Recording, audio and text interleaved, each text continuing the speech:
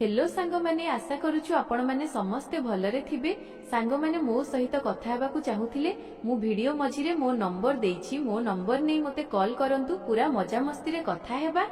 मोर पूरा गाँ रे एहा प्रसिद्ध थिला जे चाचाजी जे झियर भी केस काटंती तार यौवन बहुत सुंदर हुए एवं तार भाग्य जागी उठे, कारण एही झियर विवाह कोनोसी बहुत भल जगार होई जाए। सेथिपाई लोकमाने खुशी खुशी रे निजर जवान झियो मानंकु चाचाजींको पाखकु नेई आसुथिले, जेपरि सेमानंक झियो मानंक भाग्य बदली जाऊ। हेलो बंधु माने, मो ना रेणु एवं मो एको गारो। मोर एही कहानी आपणक रूम टांकुरी देबो कि किपरि मो चाचाजी गाँर झियो मानंक केस काटिबा नारे अधराती को सेमानंक सह छात उपरकु जाउथिले। जेतेबेले सत्य खोली मो सामनाकु आसिला तेबे मो आत्मा कांपी गला, कारण सत्य सेठू कहीं बहुत अधिक भयंकर थिला, जहा सफा नजर आसुथिला। मु धीरे धीरे दबिला पादरे सीढ़ी चढ़ुथिली। रातिर अंधार बढ़िबारे लागिथिला। केवल छातरू एक मिंजी मिंजी आलोक नजर आसुथिला। आजिर रातिरे मते सुजोग मिली जाइथिला कि मु मोर एही जिज्ञासा को दूर करि परिबि एवं एहा जानि परिबि कि शेषरे चाचाजी अधराती को छात उपरे कोन करंती।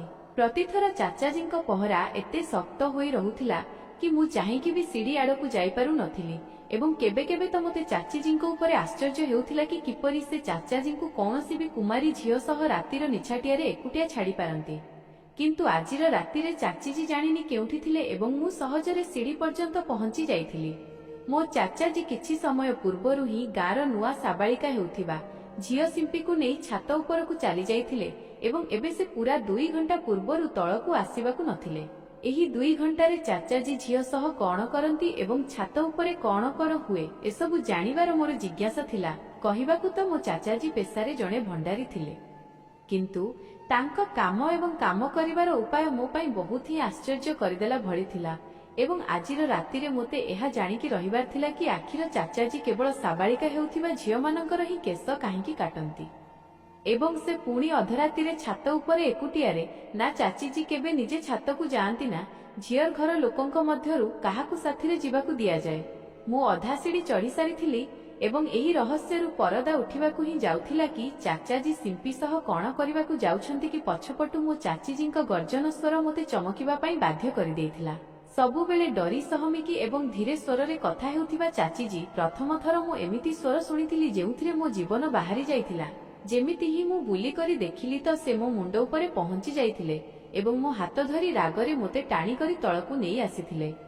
तांको अंदाज एमिति थिला जेमिति से मोते कंचा चोबाई जिवे। से रागरे मो बाहुकु दबेई धरी पचारुथिले कि मु उपरकु कुआडे जाउथिली।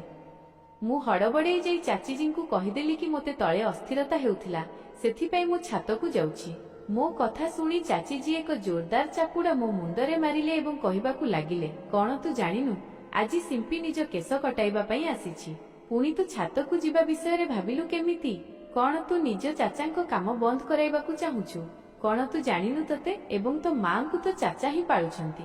तो बापांको मरिबा परठारु तो चाचा तोर सबु दायित्व निज मुंड उपरकु नेई रखिछंती एवं तू जे तांको पछरे लागिछु तो चाचा बिल्कुल भी चाहंती नहीं कि जेतेबेले से काम करंती तेबे केही तांको मझिरे हैरान करू, एपरि कि मु मध्य नुहे।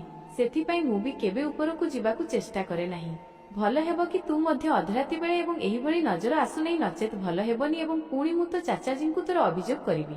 चाचीजींको कथा सुनी मु बहुत अधिक डरी जाइथिली, कारण चाचाजींकु तो एमिति भी मोते डर लागुथिला एवं पुणी तांकर अजब कर्तृत्व जोगु मध्य मु बहुत अधिक व्यतिव्यस्त रहुथिली। जदि एमितिरे चाचीजी तांको सह मोर कोनोसी प्रकारर कोनोसी अभियोग करन्ते तेबे मो पई आहुरी परेशानी ठिया होई जानता। मु तुरंत चाचीजींकु क्षमा मागिली एवं कहिली कि आजी परे मु केबे एमिति भूल करिबि नाही। चाचीजी मोते नरम भावे कहिले कि निजकु जाई सोईपड़।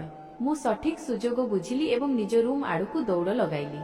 कु आसी मध्य मो मुंडरे एई कथा घुरुथिला कि आखिर चाचाजींकु केस काटिला बेले एते निछाटियार कौन दरकार थिला कि से कौनसी तृतीयर हस्तक्षेप सह्य करि पारु नथिले। जेबे कि गाँर अन्य नाई जे अछि से भी छक उपरे निजे चौकी पकाई बसी रहुथिला एवं अधा गाँर लोकंक मझिरे केस ओलाउथिला। ताकु तो ना कौनसी प्रकारर निछाटिया दरकार थिला एवं ना काहार आसीबा जिबारे कौनसी परेशानी थिला।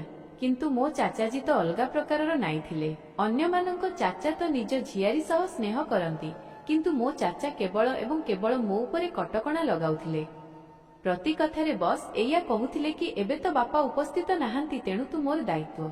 मु केवल 14 वर्षर थिली एवं एते कम बयसरे मध्य मो चाचाजी मो उपरे एमिति रोकठोक करुथिले जेमिति कि मु कौनसी जबान झियो एवं ना तांको अनुमति बिना घरु बाहरकु बाहरी पारुथिली एवं ना कहा घरकु जिबा विषय भाबी पारुथिली।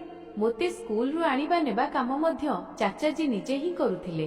केबे केबे तो मोते चाचाजींको उपरे एते राग लागुथिला कि मोर इच्छा हेउथिला कि कौनसी प्रकारे मु तांको ठारु निज जीवन छड़ाई नियंती, किंतु चाचाजींको ठारु मो जीवन मध्य छुटी पारु नथिला। कारण तांकर नाई काम थिला ही एते अजब कि केबे केमिति मासरे थरे से केस काटुथिले एवं से पुणी आमरी घर छात उपरे बाकी सारा बेल तो से घरे ही पड़ी रहुथिले एवं मो उपरे नजर रखुथिले। मो बापा बहुत आगरु आमको छाड़ी ऊपर वाला पाखकु चली जाइथिले। सेथिपाई मोर दायित्व मो चाचाजींको कांधरे ही थिला एवं एही कारणरु चाचाजी मो उपरे निजर पूरा अधिकार बुझुथिले। एमिति नथिला कि चाचाजी कौनसी अविवाहित पुरुष थिले, बरं से तो जणे विवाहित लोक थिले। तांको विवाह को 4 वर्ष हेबाकु जाउथिला। चाचीजी मध्य आम साथीरे रहुथिले, किंतु जानिनी काहेकि से एते डरी सहमी कि नजर आसुथिले जेमिति तांको कौनसी कथार कौनसी डर थाए। जेबे कि मो माँ बहुत ही हसिबा कहिबा भली महिला थिले एवं चाचाजींको सह मध्य बिल्कुल साधारण रहुथिले। ना तांको चाचाजींको डर लागुथिला एवं ना से चाचाजींको ठारु संकोच थिले। जेबे कि चाचाजींको आगरे तो चाचीजींको जीवन बाहरी जाउथिला, से चाचाजींको सह नजर मिसाई कथा पर्यंत कहि पारु नथिले, बरं नीरवतारे तांकर प्रति आदेश आगरे मुंड नुआई देउथिले। बोध हुए तांकर कारण एया थिला कि विवाहर 5 वर्ष परे भी तांको कोळ खाली ही थिला एवं से चाचाजींको संतान देई पारि नथिले। जहा भी थिला मोते निज चाचा गोटी आखिरे भल लागु नथिले, कारण तांको जोगु मो पिलादिन मध्य जबान झियो मानंक परि बीतीथिला एवं जेमिति जेमिति मोते बोध शक्ति आसिला एवं जना पड़िला कि मो चाचाजी कोन काम करंती तो मु आश्चर्य होई गली। कारण मो चाचाजी पुरुष होई मध्य पुरुष मानंक केस काटु नथिले, बरं से तो झियो मानंक केस काटुथिले एवं से पुणी एमिति झियो मानंकर जेउ माने साबालिका होई जाउथिले। एही कथा मो पाई बहुत आश्चर्य करिबा भଳି थिला एवं जेबेठारु मते एही कथार खबर मिलिथिला मो भितरे जिज्ञासाटी सृष्टि होई जाइथिला कि चाचाजी एमिति काहेकि करंती। अनेक थर मु भाबिली कि चाचाजींकु कौनसी झियर केस काटुथिबा देखिबे, किंतु चाचींको उपाय ही बिल्कुल अलगा थिला। से अधराती रे साबालिका झियकु घरकु डाकुथिले एवं ताकु निज छात उपरकु नै जाउथिले एवं सेठाकु नै जाई तार केस काटुथिले। सारा गाँव रे यह प्रसिद्ध थिला कि चाचाजी जो झियर भी केस काटंती तार यौवन बहुत सुंदर हुए एवं तार भाग्य जागी उठे, कारण एही झियर विवाह कौनसी बहुत भल जगार हो जाए। सेथिपाई लोके खुशी खुशी रे निज जबान झियो मानंकु चाचाजींको पाखकु नै आसुथिले जेपरि सेमानंक झियो मानंक भाग्य बदली जाऊ। किंतु एही कथा मो बोध बाहर थिला कि चाचाजींको ठारु केस कटाइबा द्वारा कौनसी झियर भाग्य केमिति बदली पारे एवं से पुणी अधराती रे एकुटियारे। अनेक थर मु एही सत्यता को जानिबा को चेष्टा कली कि चाचाजी झियर केस केमिति काटंती एवं अधराती रे छात उपरकु ही काहेकि नै जांती, किंतु केबे भी मते एहा जानिबार सुजोग मिलिला नाही। कारण जेबे भी चाचाजी कौनसी झियर केस काटिबा पई छातकु नै जांती तो चाचीजी सीढ़ी पाखरे जगिबा आरंभ करि दियंती एवं काहाकु छातकु जिबाकु दियंती नाही। मो सांग रिया साबालिका हेला तो गाँर अन्य झियो मानंक परि ताकु मध्य चाचाजींको पाखकु अणागला। मु एया भाबी करी खुशी होई गली कि चाल रिया ठारु परदिन सकाळे एही विषय रे कथा हेबी, तेबे मोते जणा पड़िबो कि चाचाजी ताकु छातकु नै जाई तार केस केमिति काटिले। किंतु परदिन जेतेबेले से स्कूल आसिला तो से बिल्कुल चुप थिला। मो प्रश्न करिबा उपरे मध्य से कौनसी जवाब देला नाही, बरं सारा बेल मन अन्य आड़े थिला रे क्लास रे बसी रहिला। मु आश्चर्य थिली कि एते दुष्ट एवं चुलबुली रिया को अचानक कोन होई जाईछि। घर को आसी एही कथा मु मां को कहली तो मां हसी करी कहिबाकू लागिले, बोकी एबे से साबालिका होई गलानी एवं एमिति रे झियो मानंक पाखरे बहुत परिवर्तन आसी जाए। बोध हुए सेथिपाई से मध्य निज मां को कहिबा उपरे चाप बसिछि। एबे तो तार मुंडरे केस भी नाही, बोध हुए सेथिपाई संकोच करुछि। मां को कथा सुनी मु संतुष्ट होई गली। बाकी 13 वर्षर रिया बहुत ही अजब लागुथिला एवं क्लासर सबु पिला भी ताकू लगातार चिड़ाउथिले। होई पारे लज्जा जोगु सारा बेल खामोश रही थाउ, किंतु मोते कोन जणा थिला कि तार खामोशी पछरे कोन रहस्य अछि। जेबे किछि समय पर्यंत एही धारा चलिला तो मु चोरी छपी छातकु जिबाकू बहुत थर चेष्टा कली, किंतु प्रतिथर चाचीजी आगकू आसी जाआंती किंबा पुणी माही मोते गाली करी कहि देउथिले कि निज चाचाजींको कामरे हस्तक्षेप कर नाही।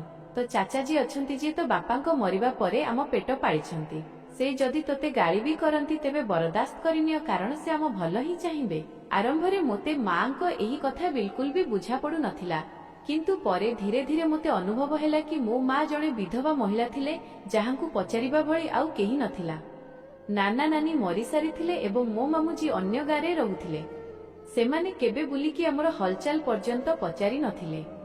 ଏମିତିରେ ଚାଚାଜୀ ହିଁ ଥିଲେ ଯିଏ ସବୁବେଳେ ମାଙ୍କ ସାଥିରେ ଛିଡା ହୋଇ ରହୁଥିଲେ। ଏପରିକି ନିଜ ବିବାହ ପରେ ବି ସେ ମୋର ଏବଂ ମାଙ୍କ ଖର୍ଚ୍ଚରେ କୌଣସି ବି ରୋକ ଲଗାଇ ନଥିଲେ। ବରଂ ସେ ତ ପୂର୍ବ ଅପେକ୍ଷା ବି ବଢିକରି ଆମର ଧ୍ୟାନ ରଖୁଥିଲେ ଏବଂ ଚାଚିଜୀଙ୍କୁ ବି ଆମ ସହ ରହିବାରେ କୌଣସି ଆପତ୍ତି ନଥିଲା। ଏହି କାରଣ ଥିଲା କି ମା ସେହି ଦୁଇ ପତି ପତ୍ନୀଙ୍କୁ ଖୁବ୍ ସମ୍ମାନ କରୁଥିଲେ। ସାରା ଗାଁ ଲୋକ ବି ଚାଚାଜୀଙ୍କୁ ବହୁତ ଇଜ୍ଜତ କରୁଥିଲେ, କାରଣ ଚାଚାଜୀ ବହୁତ ହିଁ ନରମ ସ୍ୱଭାବର ଲୋକ ଥିଲେ। ବସ୍ ତାଙ୍କର ସବୁ ଗାଳି ମୋ ପାଇଁ ହିଁ ଥିଲା, କିନ୍ତୁ ମାଙ୍କ କହିବା ଥିଲା କି ଏଥିରେ ବି ତାଙ୍କର ଭଲ ପାଇବା ଲୁଚି ରହିଛି। ସେ ନିଜେ ନିଃସନ୍ତାନ ଅଛନ୍ତି, ସେଥିପାଇଁ ସେ ଔଲାଦର କମିକୁ ମୋ ଦ୍ୱାରା ପୂରା କରିବାକୁ ଚାହାନ୍ତି। ଯେବେ ମୁଁ ଏହି କଥା ଭାବିଲି ତ ମୋତେ ବି ଏହି କଥା ସତ ଲାଗିଲା କି ଯଦି ଚାଚାଜୀଙ୍କ ସାହାରା ଆମ ସହ ନଥାନ୍ତା ତ ବୋଧହୁଏ ଆମେ ଦୁଇ ମା ଝିଅ ଆଜି ଏହି ଗାଁରେ ବେସାହାରା ଏବଂ ଦୟନୀୟ ଜୀବନ ବିତାଉଥାନ୍ତୁ। ଯେଉଁଭଳି ମୁଁ ଚାଚିଜୀଙ୍କୁ କଥା ଦେଇଥିଲି କି ମୁଁ କେବେ ପୁଣି ଥରେ ଚାଚାଜୀଙ୍କ କାମରେ ହସ୍ତକ୍ଷେପ କରିବିନି, ସେହି ରାତି ପରେ ମୁଁ କେବେ ଛାତକୁ ଯିବା ବିଷୟରେ ଭାବିଲି ବି ନାହିଁ। ମୁଁ ଡରି ଯାଇଥିଲି କି ଯଦି ଚାଚିଜୀ ଚାଚାଜୀଙ୍କୁ ମୋର ଅଭିଯୋଗ କରିଦିଅନ୍ତେ ତେବେ ମୁଁ ଏବଂ ମୋ ମା କୁଆଡେ ଯାଉଥାନ୍ତୁ। ଚାଚାଜୀଙ୍କ କାମ ପୂର୍ବ ପରି ହିଁ ଚାଲୁଥିଲା। କେବେ ମାସକରେ ତ କେବେ 1.5 ମାସରେ କୌଣସି ନା କୌଣସି ଝିଅ ସାବାଳିକା ହୋଇ ଆମ ଘରକୁ ଆସୁଥିଲା ଏବଂ ଚାଚାଜୀଙ୍କ ସହ ଚାପୁପର ଛାତକୁ ଚାଲି ଯାଉଥିଲା।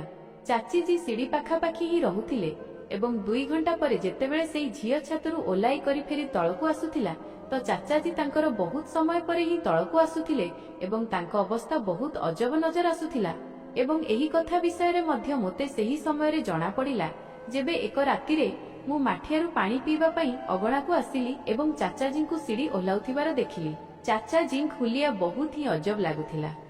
ତାଙ୍କ ନିଶ୍ୱାସ ବି ହୁଁ ହୁଁ ହେଉଥିଲେ। ଏମିତି ଲାଗୁଥିଲା ଯେମିତି ସେ ବହୁତ ପରିଶ୍ରମର କାମ କରି କରି ତଳକୁ ଆସିଛନ୍ତି। ଚାଚାଜୀ ସବୁବେଳେ କଳା ରଙ୍ଗର ଧୋତି ବାନ୍ଧି କରି ହିଁ ଝିଅମାନଙ୍କ କେଶ କାଟିବାକୁ ଛାତକୁ ଯାଉଥିଲେ, କିନ୍ତୁ ଯେତେବେଳେ ସେ ତଳକୁ ଓହ୍ଲାଇଲେ ତ ତାଙ୍କ କପଡ଼ା ବି ବଦଳି ଯାଇଥିଲା। ନା ସେ ଧୋତି ବାନ୍ଧିଥିଲେ ଏବଂ ନା ତାଙ୍କ ଶରୀରରେ କୁର୍ତ୍ତା ମୌଜୁଦ ଥିଲା।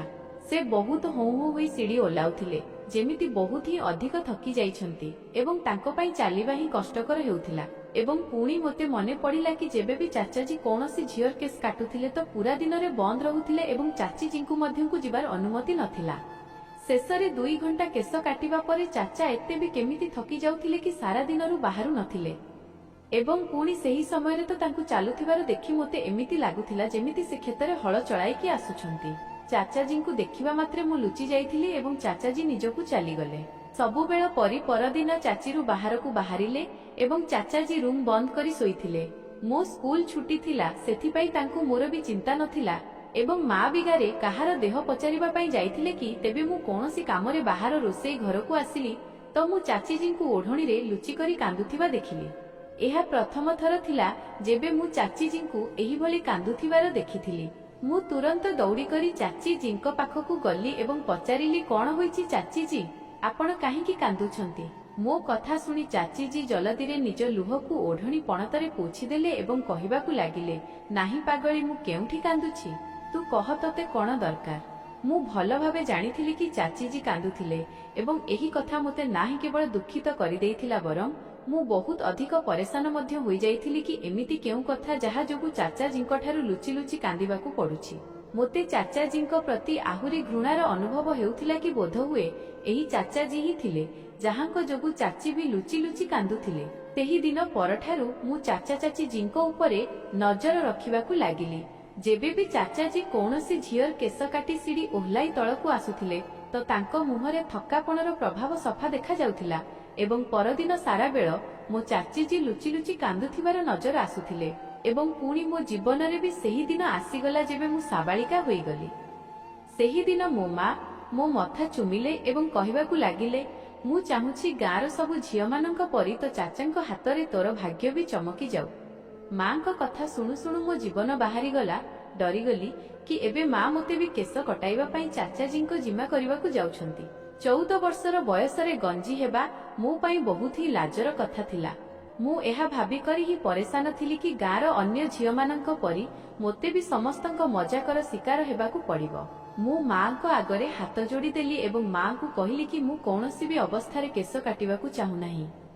ମୋ ଜିଦ୍ ଶୁଣି ମା ରାଗିଗଲେ ଏବଂ ଜୋରରେ କହିଲେ, କଣ ତୁ ଜାଣିନୁ କି ତୋ ଚାଚାଙ୍କ ଯୋଗୁଁ କେମିତି ଗାଁ ଝିଅମାନଙ୍କ ଭାଗ୍ୟ ବଦଳି ଯାଉଛି? ଯାହାର କେଶ ବି ଆଜି ପର୍ଯ୍ୟନ୍ତ ତୋ ଚାଚାଜୀ କାଟିଛନ୍ତି, କିଛି ହିଁ ଦିନରେ ତାଙ୍କର ବିବାହ ବହୁତ ଧୁମଧାମରେ ଏବଂ ବହୁତ ହିଁ ଭଲ ଜାଗାରେ ହୋଇଛି। ଏମିତି ହିଁ ତ ଗାଁ ଲୋକେ ନିଜ ଝିଅମାନଙ୍କୁ ତୋ ଚାଚାଜୀଙ୍କ ଜିମା କରିକି ଯାଆନ୍ତିନି। ଯେବେ ସେମାନେ ତୋ ଚାଚାଜୀଙ୍କ ଏହି କାମରୁ ଏତେ ଲାଭ ଉଠାଇ ପାରୁଛନ୍ତି ତ ପୁଣି ଆମେ ଘର ଲୋକ କାହିଁକି ନୁହେଁ? ମୋର ଲକ୍ଷ୍ୟ ମନା କରିବା ପରେ ବି ମା ଚାଚାଜୀଙ୍କୁ ଡାକିଲେ ଏବଂ ଚାଚାଜୀଙ୍କୁ କହିଲେ କି ଆଜିର ରାତିରେ ତୋତେ ନିଜ ଝିଆରୀର କେଶ ଓହ୍ଲାଇବାକୁ ପଡ଼ିବ। ଏହା ଶୁଣି ଚାଚାଜୀଙ୍କ ମୁହଁର ରଙ୍ଗ ଫିକା ପଡ଼ିଗଲା ଏବଂ କହିବାକୁ ଲାଗିଲେ, କଣ ଆମ ରେଣୁ ବି ସାବାଳିକା ହୋଇଗଲାଣି? ମା ମୁସ୍କୁରେଇ ହସିକରି କହିଲେ, ମୁଁ ଏବେ ରେଣୁର ବାରି କି ଆମେ ଏହାର ଧୁମଧାମରେ ବିବାହ କୌଣସି ଭଲ ଜାଗାରେ କରିବା ଏବଂ ଯଦି ଏହାର କେଶରେ ତ ହାତ ଲାଗିଯାଏ ତେବେ ଗାଁର ଅନ୍ୟ ଝିଅମାନଙ୍କ ପରି ଏହାର ବି ଭାଗ୍ୟ ଚମକି ଉଠିବ। ଏଇଆ କହିକରି ମା ମୋତେ ଚାଚାଜୀଙ୍କ ସହ ଛାତ ଉପରକୁ ପଠାଇଦେଲେ। ଛାତକୁ ଯାଉ ଯାଉ ମୁଁ ଚାଚାଜୀଙ୍କୁ ମିନତି କଲି କି ସେ ମୋ କେଶ ନ କାଟନ୍ତୁ, କାରଣ ମୁଁ ଗଞ୍ଜି ନଜର ଆସିବାକୁ ଚାହୁଁନଥିଲି। କିଛି ସମୟ ପରେ ଚାଚାଜୀ ନିଜ ଧୋତି ବାନ୍ଧି ମୋ ଆଗରେ ବସିଲେ। ତାପରେ ଚାଚାଜୀ ମୋ ପାଖକୁ ଆସିଲେ ତ ମୋ ଜୀବନ ବାହାରିଗଲା ଏବଂ ପୁଣି ଯେମିତି ହିଁ ଚାଚାଜୀ ମୋ ମୁଣ୍ଡ ଉପରେ ହାତ ରଖିଲେ ତ ମୋ ଆଖିରୁ ଲୁହ ବୋହିବାକୁ ଲାଗିଲା।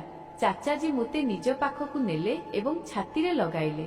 ମୋତେ ଏମିତି ଲାଗୁଥିଲା ଯେମିତି ମୋ ନିଶ୍ୱାସ ଅଟକିଯିବ, କାରଣ ଚାଚାଜୀ ମୋତେ ବହୁତ ଜୋରରେ ଧରିଥିଲେ ଏବଂ ପୁଣି ମୋତେ ଅନୁଭବ ହେଲା କି ଚାଚାଜୀଙ୍କ ଗରମ ଗରମ ଲୁହ ମୋ ଗାଲ ଉପରେ ପଡୁଛି। ମୁଁ ଆଶ୍ଚର୍ଯ୍ୟ ହୋଇଗଲି କି ଚାଚାଜୀ କାହିଁକି କାନ୍ଦୁଛନ୍ତି। ବହୁତ ସମୟ ପରେ ଯେବେ ଚାଚାଜୀ ମୋତେ ନିଜଠାରୁ ଅଲଗା କଲେ ତ ତାଙ୍କ ଆଖି ଲାଲ ହୋଇଯାଇଥିଲା ଏବଂ ଲୁହରେ ତାଙ୍କ ମୁହଁ ଭିଜି ଯାଇଥିଲା ଏବଂ ପୁଣି ଚାଚାଜୀଙ୍କ କଥା ମୋ ହୋସ୍ ଉଡାଇଦେଲା। ସେ କାନ୍ଦି କାନ୍ଦି କହିବାକୁ ଲାଗିଲେ, ରେଣୁ, ମୁଁ ତ କେଶ କାଟି ପାରିବିନି, ମୁଁ ତ ସହ କିଛି ଭୁଲ କରିପାରିବିନି। ତୁ ମୋ ଭାଇର ନିଶାଣୀ ଏବଂ ତୋ ଇଜ୍ଜତ ମୋ ଘରର ଇଜ୍ଜତ। ଚାଚାଜୀଙ୍କ କଥା ମୋତେ ବିଲକୁଲ ବି ବୁଝା ପଡୁ ନଥିଲା, କିନ୍ତୁ ଚାଚାଜୀଙ୍କ ଶବ୍ଦ ମୋତେ ଚମକାଇବା ପାଇଁ ବାଧ୍ୟ କରିଦେଇଥିଲା। ମୁଁ ଚାଚାଙ୍କୁ କହିଲି, ଆଖିର ଆପଣ କହିବାକୁ କଣ ଚାହୁଁଛନ୍ତି? ଚାଚାଜୀ କହିଲେ, ତୁ ଫେରି ନିଜ ମା ପାଖକୁ ଚାଲିଯା ଏବଂ ତାଙ୍କୁ କହିବୁ କି ଚାଚାଜୀ ତ କେଶ କାଟି ପାରିବେ ନାହିଁ। ମୁଁ ଓଲଟା ପାଦରେ ସିଡ଼ି ଓହ୍ଲାଇ ମାଙ୍କ ପାଖକୁ ଚାଲିଗଲି ଏବଂ ମାଙ୍କୁ ସବୁକିଛି କହିଦେଲି। ଏହା ଶୁଣି ମା ଚାଚାଜୀଙ୍କ ରୁମ୍ ଆଡ଼କୁ ଚାଲିଲେ। ମୁଁ ବି ମାଙ୍କ ସହ ହିଁ ଥିଲି। ଯେବେ ଆମକୁ ଗଲୁ ତ ଚାଚାଜୀ ଚାଚିଜୀଙ୍କ ପାଦ ପାଖରେ ବସି କାନ୍ଦୁଥିଲେ ଏବଂ ଚାଚିଜୀଙ୍କୁ କ୍ଷମା ମାଗୁଥିଲେ। ଚାଚିଜୀ ବି ଅଟକି ଅଟକି କାନ୍ଦୁଥିଲେ। ଏସବୁ ଦେଖି ମା ବି ପରେଶାନ ହୋଇଗଲେ ଏବଂ ସେହି ଦୁଇ ଜଣଙ୍କୁ ପଚାରିଲେ କି ଆଖିର ମାମଲା କଣ? ମୋତେ ବି ତ କିଛି ଜଣାପଡୁ। ବହୁତ ସମୟ ଲୁହ ବାହାର କରିବା ପରେ ଚାଚାଜୀ ଏକ ଏମିତି ରହସ୍ୟ ଆମ ସାମ୍ନାରେ ଖୋଲିଲେ ଯାହାକୁ ଶୁଣି ଆମ ଆତ୍ମା ପର୍ଯ୍ୟନ୍ତ କାମ୍ପି ଉଠିଲା। ଏହା କେମିତି ସମ୍ଭବ ଥିଲା କି ମୋ ଚାଚାଜୀ ଏମିତି କୌଣସି କାମ କରୁଥିଲେ ଯାହା ବିଷୟରେ ମୁଁ ଭାବି ବି ପାରୁନଥିଲି। ଚାଚାଜୀ କାନ୍ଦି କାନ୍ଦି କହିଲେ କି ଆଜିଠାରୁ କେତେ ବର୍ଷ ଆଗର କଥା। ଚାଚାଜୀ ଗାଁର ଚୌଧୁରୀଙ୍କ ଖାସ୍ ନାଇଥିଲେ ଏବଂ ସେ କେବଳ ଚୌଧୁରୀ ସାହବଙ୍କର ହିଁ କେଶ କାଟୁଥିଲେ। ଗାଁର ଚୌଧୁରୀ ଭୋଗବିଳାସୀ ଚରିତ୍ରହୀନ ତରିକାର ଲୋକ ଥିଲେ ଏବଂ ତାଙ୍କ ସ୍ୱଭାବ ଚାଚାଜୀଙ୍କୁ ବିଲକୁଲ ପସନ୍ଦ ନଥିଲା। କିନ୍ତୁ ଚାଚାଜୀଙ୍କ ବାଧ୍ୟବାଧକତା ଥିଲା କି ତାଙ୍କୁ ଏହି ଚାକିରି କରିବାକୁ ପଡୁଥିଲା ଏବଂ ପୁଣି ଦିନେ ଗାଁର ଚୌଧୁରୀ ଚାଚାଜୀଙ୍କୁ ନିଜ ଚାକିରିରୁ ବାହାର କରି ଏକ ନୂଆ କାମ ସମ୍ପିଦେଲେ। ଗାଁର ଚୌଧୁରୀ ସାରା ଗାଁରେ ଏହି କଥା ପ୍ରସିଦ୍ଧ କରିଦେଲେ କି ଚାଚାଜୀଙ୍କ ହାତରେ ବହୁତ ଯାଦୁ ଅଛି ଏବଂ ସେ ଯାହାର ବି କେଶ କାଟନ୍ତି ତାର ଭାଗ୍ୟ ସଜାଡ଼ି ହୋଇଯାଏ। ଏପରିକି ଗାଁର ଚୌଧୁରୀଙ୍କ ଜମିବାଡ଼ି ବି ଫଳିବା ଫୁଲିବାକୁ ଲାଗିଛି ଏବଂ ଏହା ସେଥିପାଇଁ ହୋଇଛି କାରଣ ଚାଚାଜୀ ତାଙ୍କ କେଶ ଉପରେ ହାତ ଲଗାଉଛନ୍ତି। ସାରା ଗାଁ ଲୋକ ଅଶିକ୍ଷିତ ଏବଂ ସିଧାସାଧା ଲୋକ ଥିଲେ। ତାଙ୍କ ପାଇଁ ତ ଗାଁ ଚୌଧୁରୀଙ୍କ ପ୍ରତି କଥା ହିଁ ସଠିକ ହେଉଥିଲା ଏବଂ ଗାଁ ଚୌଧୁରୀ ଏହି କଥାର ବହୁତ ଅଧିକ ଚର୍ଚ୍ଚା କଲେ ତ ଗାଁ ଲୋକେ ଆଖି ବନ୍ଦ କରି ଏହି କଥା ଉପରେ ବିଶ୍ୱାସ କରିନେଲେ ଏବଂ ପୁଣି ଚୌଧୁରୀ ସାହବ ନିଜ ଖାସ୍ ଚାକର ଜରିଆରେ ଏହି କଥା ବି ଖେଳାଇ ଦେଲେ କି ଯଦି ଚାଚା କୌଣସି ସାବାଳିକା ଝିଅର କେଶ କାଟିବ ତେବେ ତାର ଭାଗ୍ୟ ବଦଳିଯିବ ଏବଂ ତାର ବିବାହ ବହୁତ ଭଲ ଜାଗାରେ ହେବ। ମୋତେ ବୁଝା ପଡୁ ନଥିଲା କି ଚୌଧୁରୀ ସାହବ ଏସବୁ କାହିଁକି କଲେ। ଚୌଧୁରୀ ସାହବ ମୋତେ ଲକ୍ଷ ଲକ୍ଷ ଟଙ୍କା ଦେବାର ପ୍ରତିଶ୍ରୁତି କରିଥିଲେ ଏବଂ କହିଥିଲେ କି ମୋତେ ବସ୍ ଗାଁର ଯବାନ ହେଉଥିବା ଝିଅମାନଙ୍କ କେଶ ଓହ୍ଲାଇବାର ଅଛି। ମୋତେ ଲାଗିଲା କି ଏଥିରେ କୌଣସି ଭୁଲ କଥା ହେବନି ଏବଂ ପୁଣି ଯେବେ ଗାଁ ଲୋକେ ଏହା ଭାବି ମୋ ପାଖକୁ ନିଜ ନୂଆ ଝିଅମାନଙ୍କୁ ମୋ ପାଖକୁ ଆଣିବାକୁ ଲାଗିଲେ ତ ସେମାନଙ୍କ ଭାଗ୍ୟ ବଦଳିବାକୁ ଲାଗିଲା। ତ ମୁଁ ବି ଖୁସି ଖୁସିରେ ରାତିର ଅନ୍ଧାରରେ ସେମାନଙ୍କ କେଶ ଓହ୍ଲାଇ ଦେଉଥିଲି ଏବଂ ବଦଳରେ ଚୌଧୁରୀ ସାହବ ମୋତେ ଟଙ୍କା ଦେଇ ଦେଉଥିଲେ। କେତେ ବର୍ଷ ପର୍ଯ୍ୟନ୍ତ ଏହି ଧାରା ଏହିଭଳି ଚାଲିଲା ଏବଂ ପୁଣି ଯେବେ ମୋ ବିବାହ ତୁମ ଚାଚୀଜୀଙ୍କ ସହ ହେଲା ତ ସେହି ପ୍ରଥମ ରାତିରେ ମୋ ସାମ୍ନାରେ ଏହି ରହସ୍ୟ ଖୋଲିଲା କି ମୁଁ ଯେଉଁ ଝିଅମାନଙ୍କ କେଶ କାଟୁଛି ତାଙ୍କ ସହ ଚୌଧୁରୀ ସାହବ କଣ ଖେଳ ଖେଳୁଛନ୍ତି ଏବଂ ଏହା ଜାଣି ମୋର ବି ରୋମ ଟାଙ୍କୁରି ଉଠିଥିଲା। କିନ୍ତୁ ମୁଁ ଚୌଧୁରୀ ସାହବଙ୍କ ଏହି ନିଚ ଖେଳରେ ବହୁତ ଖରାପ ଭାବେ ଫସି ସାରିଥିଲି ଏବଂ ମୁଁ ଚାହିଁକି ବି ନିଜକୁ ବଞ୍ଚାଇ ପାରିନଥିଲି ଏବଂ ଆଜି ପର୍ଯ୍ୟନ୍ତ ମୁଁ ତାଙ୍କର ଏହି ଖେଳର ଶିକାର ଅଛି। ଚୌଧୁରୀ ସାହବଙ୍କୁ କମ୍ ବୟସର ନୂଆ ନୂଆ ଯବାନ ଝିଅମାନଙ୍କ ସହ ନିଜ ଲୋଭ ବାସନା ପୂରା କରିବାର ନିଶା ଥିଲା ଏବଂ ଗାଁରେ ଏହି କଥାକୁ ବହୁତ ଅଧିକ ଲୁଚା ଯାଉଥିଲା କି କୌଣସି ଝିଅ କେବେ ଯବାନ ହୋଇଛି। ସେଥିପାଇଁ ଚୌଧୁରୀ ସାହବ ଏହି ଖେଳ ରଚାଇଲେ ଏବଂ ଲୋକେ ତାଙ୍କ କଥାରେ ଆସିଗଲେ। ଯବାନ ହେଉଥିବା ଝିଅ ଯେମିତି ହିଁ ମୋ ପାଖକୁ ଆସି ନିଜ କେଶ କଟାଉଥିଲା ତ ଚୌଧୁରୀ ସାହବଙ୍କୁ ଏହି କଥାର ଖବର ହୋଇଯାଉଥିଲା କି ଏବେ ଏହି ଝିଅ ସାବାଳିକା ହୋଇଛି ଏବଂ ସେ ତା ସହ ନିଜ ବାସନା ପୂରା କରିବା ପାଇଁ କୌଣସି ନା କୌଣସି ଖେଳ ରଚାଇ ତାକୁ ନିଜ ହାବେଳିକୁ ଡାକି ନେଉଥିଲେ ଏବଂ ଗାଁର ପ୍ରତି ସାବାଳିକା ଝିଅ ତାଙ୍କ ଅସନା ଏବଂ ତିରସ୍କାରର ଶିକାର ହେଉଥିଲା ଏବଂ ତୁମ ଚାଚୀ ବି ସେହି ଝିଅମାନଙ୍କ ମଧ୍ୟରୁ ଜଣେ ଥିଲେ ଏବଂ ଏହି କଥାର ରାଜ ବିବାହ ପରେ ତୁମ ଚାଚୀ ମୋ ସାମ୍ନାରେ ଖୋଲିଥିଲେ। କିନ୍ତୁ ସେହି ସମୟ ପର୍ଯ୍ୟନ୍ତ ମୁଁ ବହୁତ ଖରାପ ଭାବେ ଚୌଧୁରୀ ସାହବଙ୍କ କାମରେ ଫସି ଯାଇଥିଲି କି ଚୌଧୁରୀ ସାହବ ମୋତେ ବ୍ଲାକମେଲ କଲେ କି ଯଦି ମୁଁ କାହା ସାମ୍ନାରେ ବି ଏହି କଥା ଖୋଲିବାକୁ ଚେଷ୍ଟା କଲି ତ ସେ ବିଲକୁଲ ବି ଏହି କଥାକୁ ସ୍ୱୀକାର କରିବେ ନାହିଁ ବରଂ ମୋତେ ହିଁ ଚରିତ୍ରହୀନ ସାବ୍ୟସ୍ତ ଦେବେ। ଏହି ଡରରେ ମୁଁ ନା କେବେ ଚୌଧୁରୀ ସାହବଙ୍କ କାମ ଛାଡ଼ିଲି ଏବଂ ନା କେବେ ତୁମକୁ ଏକୁଟିଆ ଘରୁ ବାହାରକୁ ଯିବାର ଅନୁମତି ଦେଲି କାରଣ ମୁଁ ଜାଣିଥିଲି କି ତାଙ୍କ ନଜର କେତେ ଅସନା ଏବଂ ଖରାପ। ତୁମ ଚାଚୀ ବହୁତ ଭଲ ଭାବେ ଜାଣିଥିଲେ କି ଯେଉଁ ଝିଅମାନଙ୍କ କେଶ ମୁଁ କାଟୁଛି ତାଙ୍କ ସହ ଚୌଧୁରୀ ସାହବ କଣ କରନ୍ତି। ସେଥିପାଇଁ ସେ ଲୁଚି ଲୁଚି କାନ୍ଦୁଥିଲେ ଏବଂ ମୁଁ ନିଜେ ବି ଅନେକ ଘଣ୍ଟା କାନ୍ଦିବା ପରେ ହିଁ ତଳକୁ ଆସୁଥିଲି କାରଣ ମୁଁ ଏହି ଅସନା କାମରେ ସାମିଲ ହେବାକୁ ଚାହୁଁନଥିଲି। ଚୌଧୁରୀ ସାହବ ମୋତେ ଖାସ୍ କଳା ରଙ୍ଗର ଧୋତି ଦେଇଥିଲେ ଏବଂ କହିଥିଲେ କି ଝିଅର କେଶ କାଟିଲା ବେଳେ ଏହି ଧୋତି ପିନ୍ଧିବାକୁ ଯେପରି ଲୋକଙ୍କୁ ଲାଗୁ କି ବାସ୍ତବରେ ତୁମେ କିଛି ଖାସ୍ କରୁଛ ଯାହା ଯୋଗୁଁ ଝିଅମାନଙ୍କ ଭାଗ୍ୟ ବଦଳୁଛି। ଚୌଧୁରୀ ସାହବ ଝିଅକୁ ନିଜ ବାସନାର ଶିକାର ବନାଇବାର କିଛି ହିଁ ମାସ ପରେ ତାର ବିବାହ ନିଜ କୌଣସି ନିର୍ଦ୍ଦୋଷ ଚାକର ସହ କରାଇ ଦେଉଥିଲେ ଏବଂ ସେହି ଚାକରକୁ ବହୁତ ସାରା ଟଙ୍କା ବି ଦେଉଥିଲେ। ଏହିଭଳି ସେହି ଝିଅର ଜୀବନ ସଜାଡ଼ି ହୋଇଯାଉଥିଲା। ଚୌଧୁରୀ ସାହବଙ୍କ ପାଖରେ ପଇସାର କୌଣସି କମି ନଥିଲା ସେଥିପାଇଁ ନିଜ ବିଳାସ ଉପରେ ଆଖି ବନ୍ଦ କରି ପଇସା ଉଡାଉଥିଲେ ଏବଂ ମୁଁ ତାଙ୍କ ହାତର କାଠପୁତଳି ବନି ସାରିଥିଲି। କିନ୍ତୁ ମୁଁ ତ କେସ୍ କାଟି ଚୌଧୁରୀ ସାହବଙ୍କୁ ଏହି ଖବର ପହଞ୍ଚାଇବାକୁ ଚାହୁଁନଥିଲି କି ତୁ ବି ଯବାନ ହୋଇସାରିଛୁ କାରଣ ମୁଁ ଜାଣେ କି ଏହିଭଳି ତୁ ବି ତାଙ୍କ ଅତ୍ୟାଚାରରୁ ବଞ୍ଚି ପାରିବୁ ନାହିଁ। ଚାଚାଜୀଙ୍କ କଥା ଶୁଣି ମୁଁ ଏବଂ ମା କାନ୍ଦିବାକୁ ଲାଗିଲୁ। ଆମକୁ ତ ଏହି ଜିନିଷର କୌଣସି ଖବର ନଥିଲା। ମା ଅନ୍ୟ ଗାଁରୁ ବିବାହ ହୋଇ ଆସିଥିଲେ ସେଥିପାଇଁ ତାଙ୍କୁ ବି ଚୌଧୁରୀ ସାହବଙ୍କ ବିଷୟରେ କିଛି ଜଣା ନଥିଲା। ମୋତେ ତ ଚାଚାଜୀଙ୍କର ମୋ ଉପରେ ନଜର ରଖିବା ଏବଂ ତାଙ୍କର ସବୁବେଳେ କଟକଣା ଲଗାଇବା ସବୁବେଳେ ଖରାପ ଲାଗୁଥିଲା। କିନ୍ତୁ ଏବେ ମୁଁ ଭାବୁଥିଲି କି ଚାଚାଜୀ ମୋତେ କେତେ ଭଲ ପାଇବା କରୁଥିଲେ କି ଯିଏ ମୋତେ ଚୌଧୁରୀ ସାହବଙ୍କ ଠାରୁ ବଞ୍ଚାଇବା ପାଇଁ ଏଇଭଳି ଚେଷ୍ଟା କରୁଥିଲେ। ଚାଚାଜୀ ଆମ ସହ କଥା ଦେଲେ କି ସେ ମୋ ଇଜ୍ଜତ ଉପରେ ଆଞ୍ଚ ବି ଆସିବାକୁ ଦେବେନି ଏବଂ ନା ଆଗକୁ ଗାଁର ଅନ୍ୟ ଝିଅମାନଙ୍କ ବର୍ବାଦୀର ମାଧ୍ୟମ ହେବେ। ଚାଚାଜୀ କାନ୍ଦି କାନ୍ଦି ମା ଏବଂ ଚାଚୀଜୀଙ୍କୁ କହିଲେ କି ନିଜ ନିଜର ସାମାନ ବାନ୍ଧି ନିଅ, ଆମେ ଏହି ଗାଁକୁ ଛାଡ଼ି କେଉଁଠି ଦୂରକୁ ଚାଲିଯିବା ଏବଂ ଯିବା ପୂର୍ବରୁ ମୁଁ ଗାଁର ମାଷ୍ଟରଙ୍କ ନାଁରେ ଏକ ଚିଠି ଲେଖିଯିବି ଯେଉଁଥିରେ ମୁଁ ସବୁ ସତ୍ୟ ଲେଖିଦେବି। ଗାଁର ମାଷ୍ଟର ଜଣେ ବୁଦ୍ଧିମାନ ଲୋକ ଅଛନ୍ତି। ସେ ନୀରବତାରେ ଗାଁ ଲୋକଙ୍କୁ ଏହି କଥା ବୁଝାଇଦେବେ ଏବଂ ଏହି କାହାଣୀ ସବୁଦିନ ପାଇଁ ଶେଷ ହୋଇଯିବ। ମୁଁ, ମା, ଚାଚା ଏବଂ ଚାଚୀଜୀ କେହି ବି ଜାଣିନଥିଲୁ କି ଆଗକୁ ଆମର ମଞ୍ଜିଲ କଣ।